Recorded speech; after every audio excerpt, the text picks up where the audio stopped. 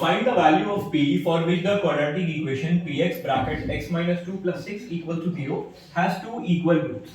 अब इस क्वेश्चन को सॉल्व करना है हमें और p की वैल्यू बतानी है. अब गिवन क्वाड्रेटिक इक्वेशन क्या है? px bracket x minus 2 plus 6 equal to 0. सबसे पहले तो इस क्वाड्रेटिक इक्वेशन को थोड़ा सा सिंपलीफाई कर लो.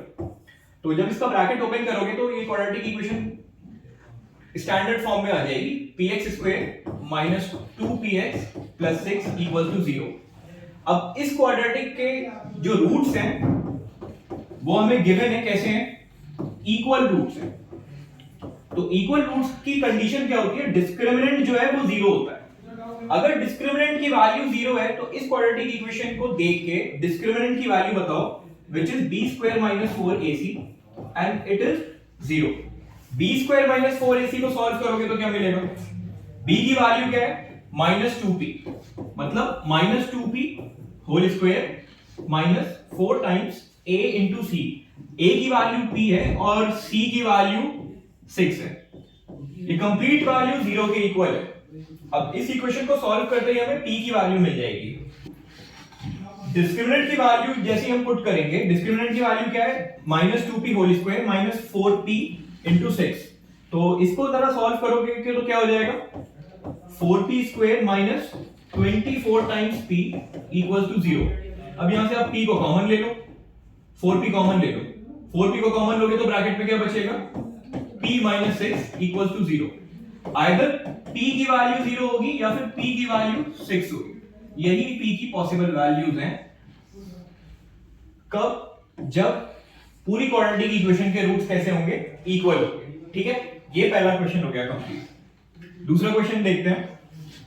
अब दूसरे क्वेश्चन में क्या है? Which term of the AP, और एपी क्या है? 65, 61, 57, 53 and so on is the first negative term. अब हमें इस एपी में बताना है कि पहली नेगेटिव टर्म कौन सी है. पहली नेगेटिव टर्म कैसे बताओगे? एज्यूम कर लो कि यहां कहीं पे an है जो कि एक नेगेटिव टर्म है. सॉरी, an कैसी है?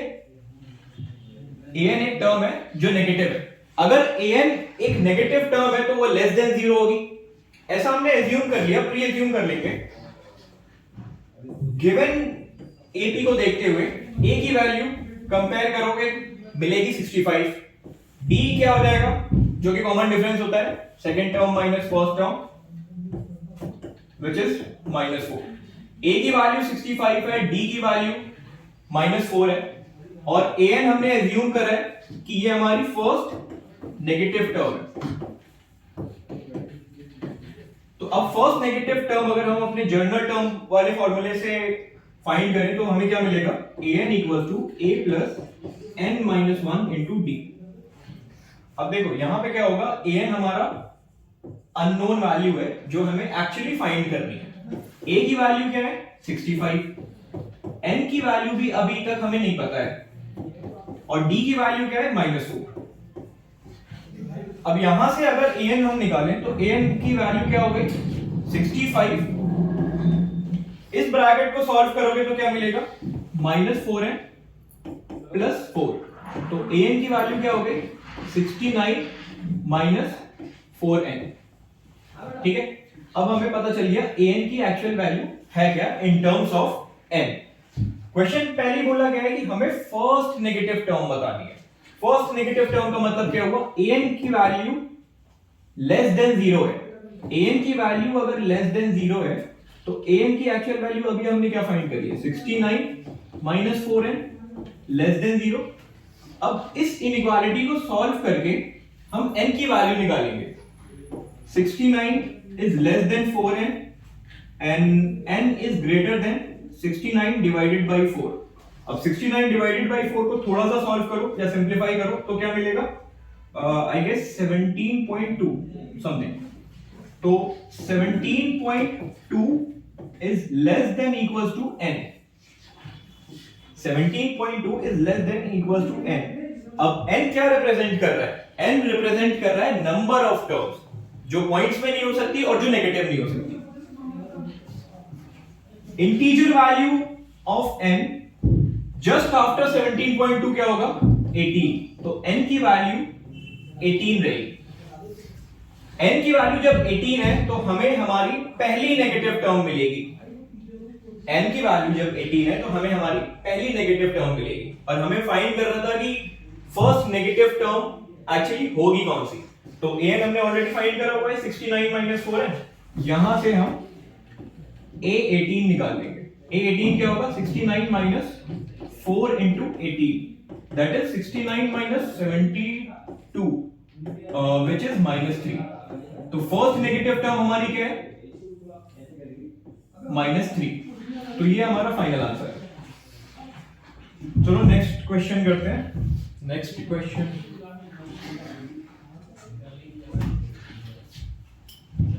अब ये सारे क्वेश्चन 23 के हैं, लास्ट ईयर के।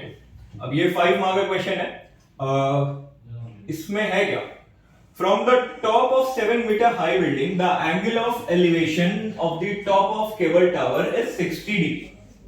From the top of 7 meter high building, the angle of elevation of the top of cable tower is 60, ठीक है?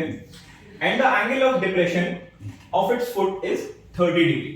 Determine the height of the tower. अब यूजुअली अगर हम सराउंडिंग से कंपेयर करें तो टावर की जो हाइट होती है, टावर की जो हाइट होती है यूजुअली बिल्डिंग से ज्यादा होती है।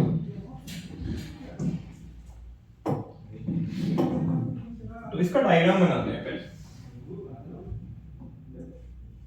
सॉरी,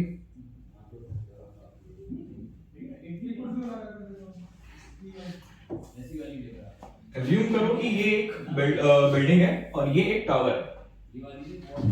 अब बिल्डिंग को आप एज्यूम कर लो कि आपकी बिल्डिंग क्या है? AB, और आपका टावर क्या है? CD। बिल्डिंग की हाइट गिवन है कि 7 मीटर हाई बिल्डिंग है। अब 7 मीटर हाई बिल्डिंग है और बिल्डिंग के टॉप से angle of elevation of the top of cable tower, cable tower के टॉप पे एंगल ऑफ एलिवेशन कितना है? एंगल ऑफ एलिवेशन हमेशा सरफेस से देखा जाता है। एंगल ऑफ एलिवेशन कितना है? 60 डिग्री। अब सेम बिल्डिंग के टॉप से एंगल ऑफ डिप्रेशन कितना है फुट ऑफ द टावर पे? 30 डिग्री। अब हमें बताना है कि हाइट ऑफ द टावर क्या होगी। एक्चुअली अगर इसको थोड़ा सा एक्सटेंड कर दें और इस पॉइंट को लेट से आप एज्यूम कर लो E, तो अब हमारे पास दो ट्राइंगल्स हैं। दो ट्राइंगल्स हैं और दोनों ट्राइंगल्स में alternate interior angle property use करोगे तो एंगल ADB 30 डिग्री के इक्वल होगा। अब देखो दो ट्राइंगल्स हैं हमारे पास। पहला ट्राइंगल, ट्राइंगल ACE। अब ACE ट्राइंगल में tan 60 रेशियो लो। tan 60 रेशियो किसके इक्वल होगा? CE/AE के, ठीक है? CE/AE के tan 60 रेशियो इक्वल। अब ना हमें CE की वैल्यू पता है ना हमें AE की वैल्यू पता है। AE की भी वैल्यू अननोन है और CE भी अननोन है। tan 60 की वैल्यू होती है √3 which is equal to CE/AE। यहां पे हम अपनी फर्स्ट इक्वेशन को एज्यूम कर लेते हैं। फर्स्ट इक्वेशन को एज्यूम कर लेते हैं। अब हम क्या करेंगे कि हम ये कर सकते हैं कि जो दूसरा वाला ट्राइंगल है उसमें कुछ कैलकुलेशन करके देखते हैं। दूसरा वाला ट्राइंगल क्या है? Triangle ABD। ABD में हमारे पास कुछ तो गिवन है। इन ट्राइंगल ABD में जो एंगल ऑफ एलिवेशन है बिल्डिंग के टॉप पे वो 30 डिग्री है। तो tan 30 रेशियो जब आप लेते हो तो वो हो जाएगा 7/BD, क्योंकि हाइट ऑफ द बिल्डिंग कितनी है? 7 और बेस क्या है? BD। तो यहां से हम BD की वैल्यू फाइंड कर सकते हैं। BD की वैल्यू क्या होगी? 7/tan 30। अब सबको पता है tan 30 की स्टैंडर्ड वैल्यू क्या होती है? tan 30 की वैल्यू होती है 1/√3। तो यहां से हमें पता चल जाएगा BD की वैल्यू कितनी है? 7 टाइम्स √3 और 7√3 मीटर। 7√3 मीटर आ गया हमारे पास बिल्डिंग और टावर के बीच का सेपरेशन। बिल्डिंग और टावर के बीच का सेपरेशन जो कि BD है वो क्या है? 7√3। अब फर्स्ट इक्वेशन हमारी क्या थी? √3 इक्वल टू सीई अपॉन एई। अब बिल्डिंग और टावर के बीच में सेपरेशन ऊपर की तरफ देखोगे तो एई है और नीचे से बीडी है, तो एई और बीडी की वैल्यू एग्जैक्टली सेम है। From equation 1 √3 will be equal to AE upon CE upon AE। √3 equals to CE upon AE। AE क्या था? बिल्डिंग और टावर के बीच का सेपरेशन, और BD क्या निकाला है हमने? बिल्डिंग और टावर के बीच का सेपरेशन। तो अब AE को आप रिप्लेस कर दो BD से। अगर आप AE को BD से रिप्लेस करोगे उसके बाद कैलकुलेशन आपकी कैसे हो जाएगी?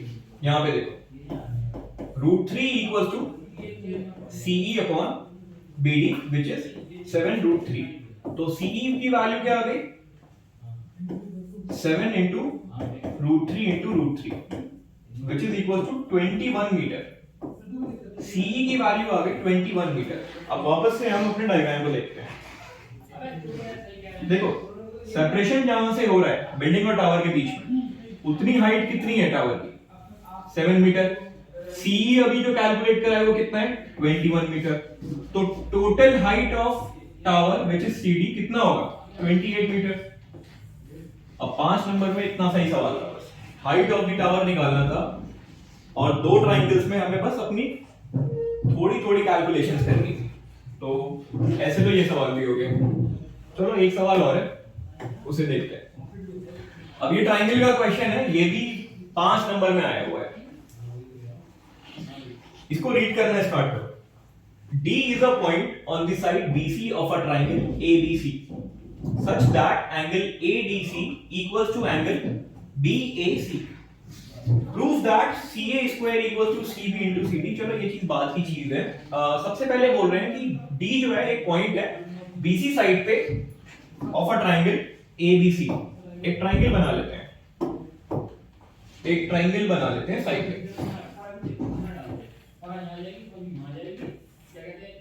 अब इस ट्राइंगल का नाम ABC है और BC साइड पे D एक पॉइंट है। अब D को आप A से ज्वाइन कर दो ताकि हमारे पास और ट्राइंगल्स मिल जाए, ताकि जो भी हमें रिजल्ट प्रूफ करना है वहां तक जा सके। अब देखो, दो ट्राइंगल्स हैं और हमने A पॉइंट को D पॉइंट से ज्वाइन कर दिया है। अब हमारे पास ये एंगल मिल जाएगा, एंगल ADC। एंगल ADC किसके इक्वल है? Angle BAC। येलो वाले एंगल इक्वल है। अब येलो वाले एंगल इक्वल है, बस एक चीज गिवन है। अब इस एक गिवन रिजल्ट को देखते हुए हमें ये चीज प्रूफ करनी है। CA square equal to CB into CD। अब देखो, हमें पता है कि दो सिमिलर ट्राइंगल्स के कॉरेस्पॉन्डिंग साइड्स के रेशियोज इक्वल होते हैं और ये रिजल्ट वहीं से कहीं जाके प्रूफ हो पाएगा। अब सिमिलर ट्राइंगल प्रूफ करना पड़ेगा उससे पहले। सिमिलर ट्राइंगल को प्रूफ करने से पहले हमें क्या है? ट्राइंगल्स अपने चूज करने पड़ेंगे कि कौन से ट्राइंगल्स लें ताकि हम तीन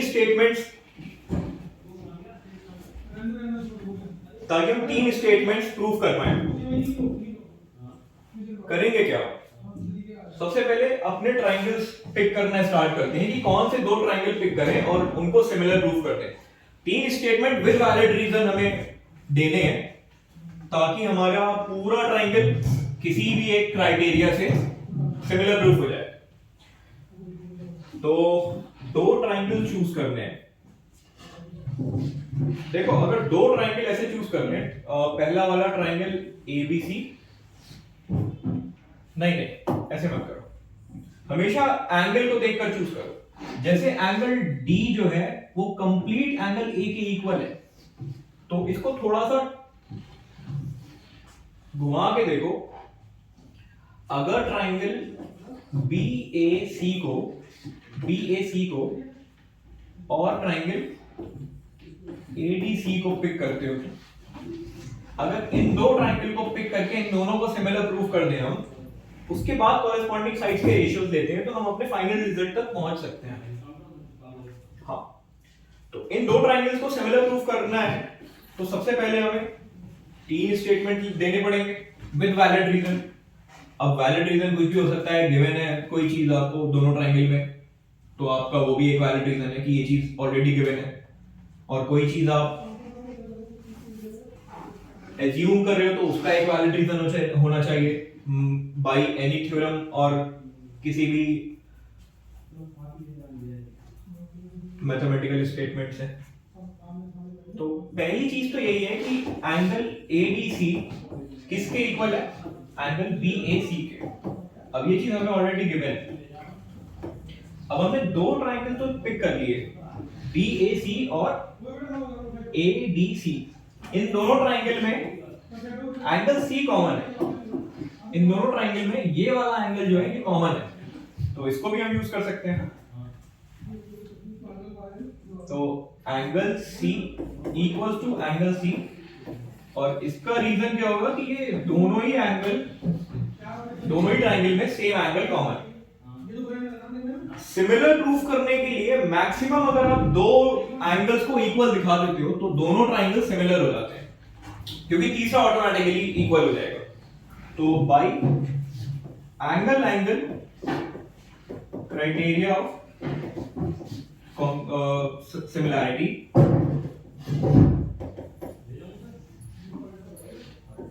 ट्राइंगल यहां पे जगह नहीं है, नेक्स्ट पेज पे लिख देते।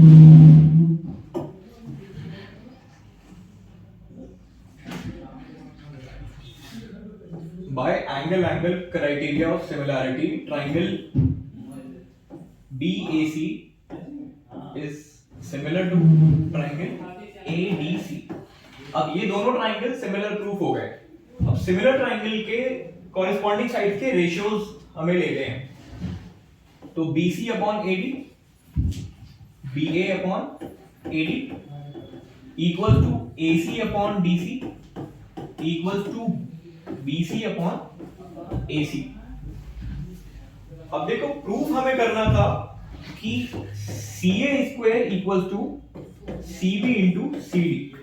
अब ये रिजल्ट हमें इन दो रेशियोज को कंबाइन करके मिल जाएगा। इन दो रेशियोज को कंबाइन कर दो बाय क्रॉस मल्टीप्लाई कर दो, तो ये क्या हो जाएगा, AC square equal to BC into DC। इसको फ्लिप कर दो, एजेस को फ्लिप कर दो, तो ये क्या हो जाएगा, CA square equal to CB into CD, और यही रिजल्ट आपको प्रूफ करना है। यही रिजल्ट आपको प्रूफ करना है, ठीक है। और